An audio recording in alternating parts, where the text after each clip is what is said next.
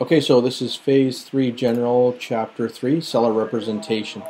Now, the first item they talk about is authority. So what they're talking about is a principal, which is the buyer or seller, who's given the legal right for the brokerage, which is the agent, to act on behalf of the seller or buyer in the business transaction with a third party. Okay? That's what that's referring to. So open listing is it's given to many brokerages without liability to compensate. That's where the seller is also free to sell privately in order to save commission. So open listing would be a situation that you commonly will hear about today because it's grown to be more popular in the market, where you've agreed to list the home, sell the home, and also allow the seller to sell it privately if that happens.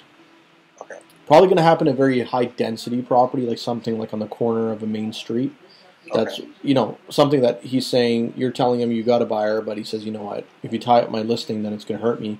If I do have a private buyer, then I've had people approach me in the past, I might want to sell it. Maybe that's the case, right?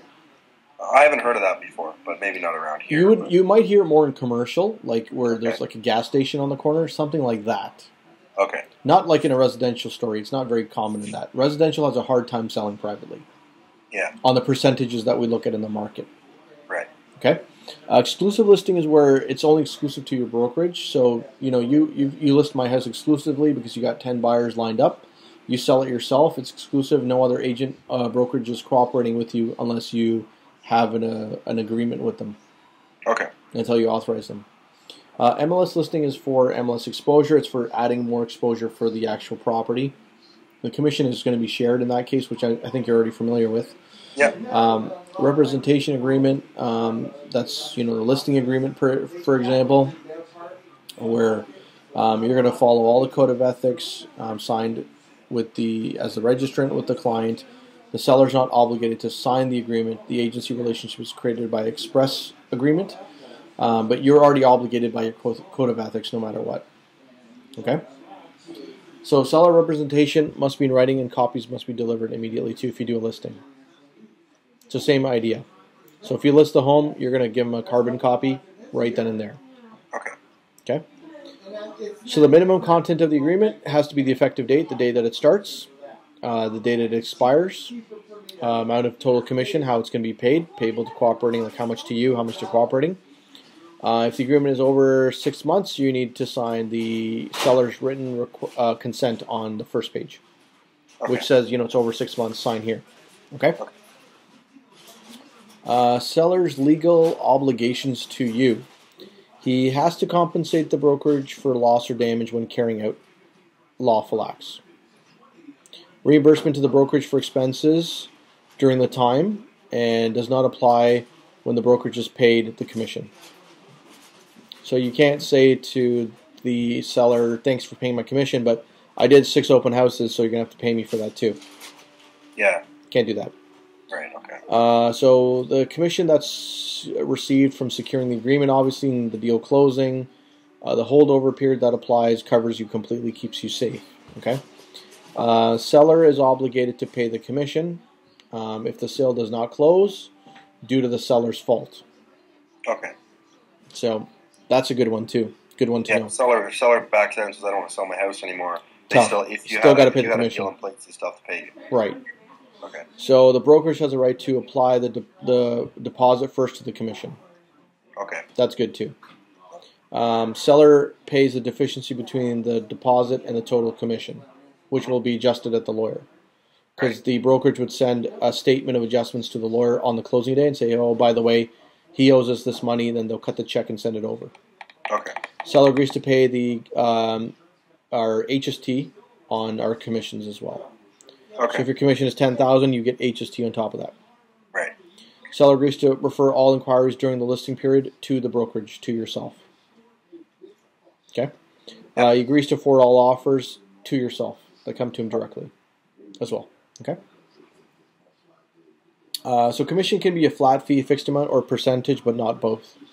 Has to be one. So you're either listing my house for $10,000 flat, or you're going to be listing it for 5%. Okay. Okay. Several percentages, it says, in descending order. may be used as a sale price increases. You might have heard of this before. So let's say we're selling a piece of land, and you said, "Hey, Mark, I might be happy with $500,000. Now, I bring you an offer for $800,000. Yeah.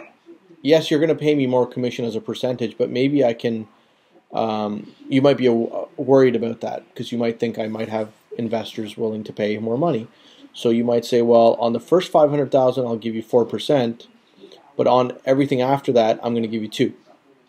Okay. You could do that as an example. Okay. Okay. Entitlement to commission. No commission can be claimed if the written agreement doesn't exist. Okay. So you have nothing in writing, you're not getting paid. Yeah. Legal action for commission. There's no legal action unless the person makes a claim that's registered. So it's, again, you've got to have everything documented to do that. Unexpired listing agreement. No action can be taken for commission unless the seller agrees in writing. Okay. Payment of commission. The brokerage can't pay commission to employees or other brokerages if they're not registered. Okay. So it can't pay it to an employee as a secretary who doesn't have a license, and they can't pay to employees of another brokerage. They can only send it to the brokerage itself. So if you work for Royal LePage, your company can't pay me at Remax. Okay. That's not allowed. Like, they gotta send the money. That's got to go to the brokerage, and then the brokerage has got to pay me after. Okay. Okay. Because you just represent the brokerage. You're not. Right. So technically, the money has to shift to the brokerage first, and then they will allocate it later. Okay. Also, then there's a holdover provision. The seller must be liable to pay commission to the listing agreement if the property was shown to that buyer and ultimately is sold. Even if it's sold privately, he's still liable for the holdover commission. Okay. Commission-related disclosures. Okay. The brokerage may disclose any direct or indirect financial benefit from other parties to its clients. So there could be additional fees there. 2 commissions from the same trade. A brokerage can't collect commission from a buyer or seller in the same trade. Right. Okay. So the SPIS, it says the seller is not obligated to complete this form, but you really want to get it done to protect yourself. Okay. You probably question the seller if they don't want to fill up this form. Yeah. It would be very strange for them not to fill it up.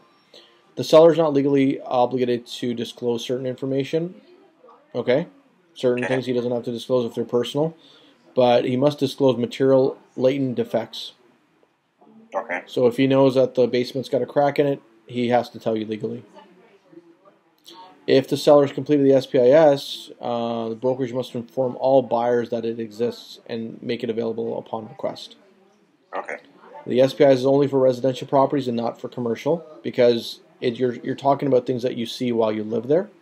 Commercial is you could be working there 3 hours a day, you don't know anything at night. Right? Okay. Yeah.